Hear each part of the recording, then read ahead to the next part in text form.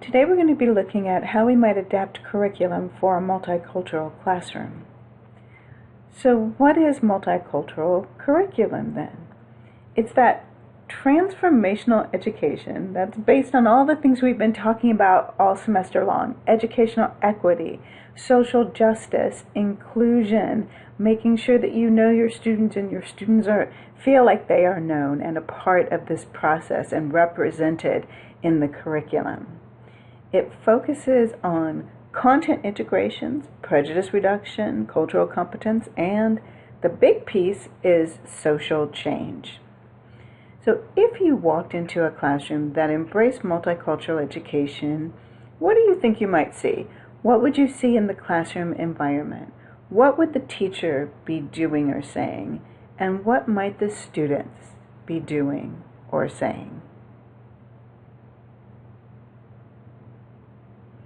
So in a multicultural classroom, there is equity of voice and representation.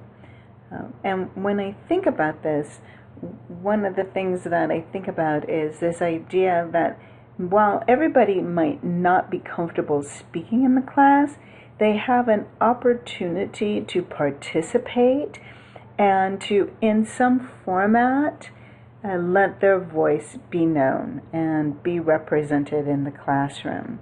There are also multiple resources in the classroom or in the learning environment that focus on multiple cultures, on the contributions of other cultures and their perspectives.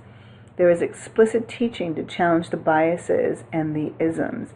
And then there's the recognition about how diversity affects academic success and how it might be a positive experience with appropriate supports.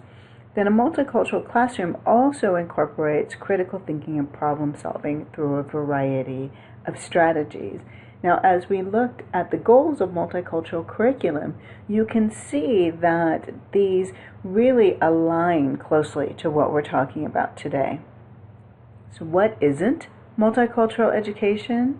Well, it isn't that whole heroes and holidays. The only time we talk about Black people is in February, or the only time we really look at the contributions of Asians or Latinos or Arab Americans or the LGBTQ community or any other group is during a specific month that has been assigned to them. In a multicultural classroom, we should be able to not even recognize these particular months that focus on individual groups, because throughout the school year we are incorporating these perspectives and the people who aren't the same people that we've looked at from kindergarten on through college, but we've looked at the contributions of people other than Martin Luther King and Rosa Parks and Harriet Tubman and Cesar Chavez, that we really incorporate additional people throughout the entire school year. And multicultural education is also not about having a diverse class or student body. It has nothing to do with the representation within your classroom. You could have a classroom of only African American students, or only Latinx students, or only Asian students, or only white students, or only students who identify with the LGBTQ community, and still have a multicultural classroom. You could have a classroom that has only white students, and it can still be a multicultural classroom. It has nothing to do with the students in the classroom. It has everything to do with how the learning environment that you have created as a teacher and what you focus on in your content and how you integrate contributions. So why is this important? Bottom line, we live in a diverse world, and all of us need to be able to work with people from different cultural backgrounds, different belief systems, just different class backgrounds. We need to be able to understand, to have empathy, and to be able to work with other people. So this diverse classroom then enhances those learning outcomes. We also know that diversity positively impacts cognitive skills, critical thinking, and problem solving. So how can we do this in our classrooms? Integrate real-world issues into the content. Make sure that the lessons incorporate multiple intelligences and learning styles. Encourage your students to be proud of every aspect of their heritage, including their language. Be aware of your own biases, and then create assignments that celebrate multiple cultures and contributions from different groups. Teach students about people from around the world who have made those significant contributions to your content area. Here are some examples.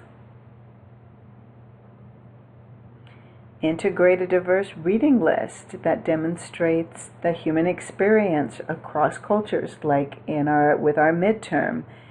Encourage social activism and look for some of the issues in your students' community or just in Southern California. What are some problems that are highlighted over and over again, and have students work to find solutions to them? Definitely, if you're using a textbook in your discipline, go beyond the textbook. Provide primary and secondary resources and make sure that you're exploring concepts from multiple perspectives. Once again, use those current events to draw parallels between what has happened historically and what's happening right now. Have your students do research projects that emphasize a cultural perspective that is different from their own. Really help them to widen their perspectives and their understandings. Analyze some lesson ideas. Analyze racism through pop culture. Analyze issues of socioeconomic class through planning and development.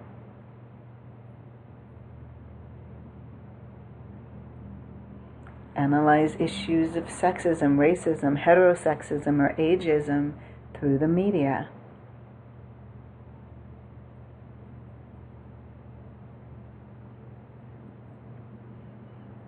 And always look for strategies that can be used across the content, remembering that our English language development strategies, reading, writing, speaking, and listening, cross all content areas and disciplines. So take a moment to watch this video. I don't know if the embedded link will work, but if not, there's the link so you can just copy it and look at it online. So you'll need to stop this to do that. And then jot down what were some of the strategies that resonated with you, and how did these strategies support multicultural education?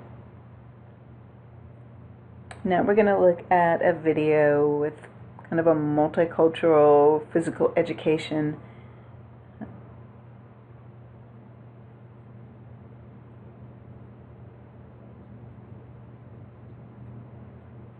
So what were some of the strategies that resonated with you, and how did these strategies support multicultural education?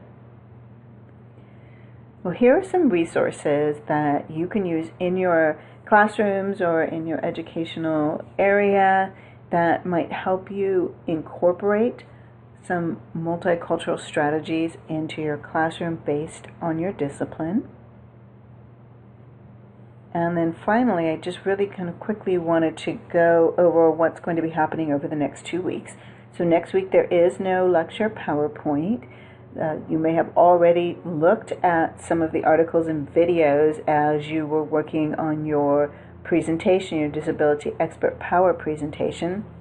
Please remember that those presentations should be no longer than 10 minutes long, and only one person from the group should post it on the forum. There are 2 forums for that week, so post it under the first forum, but make sure that everyone's name is on one of the opening slides so that you can get credit for completing the work.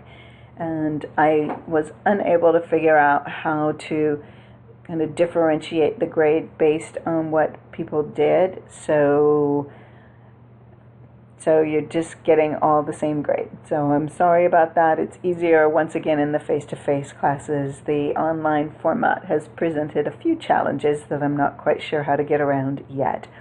while you are going through the presentations, and you need to go through everybody else's presentation, jot down 2 ways that you might support a student with this particular challenge in your specific discipline.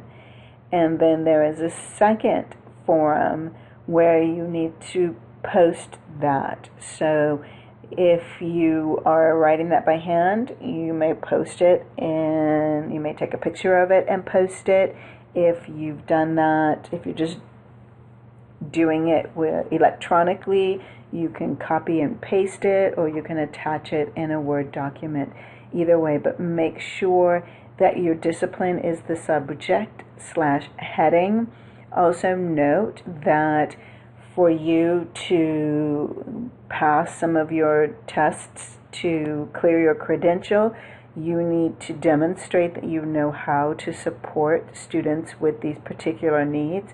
So what you're doing truly in the second forum is you are creating a resource, and you are sharing resources with other people who may have that same discipline.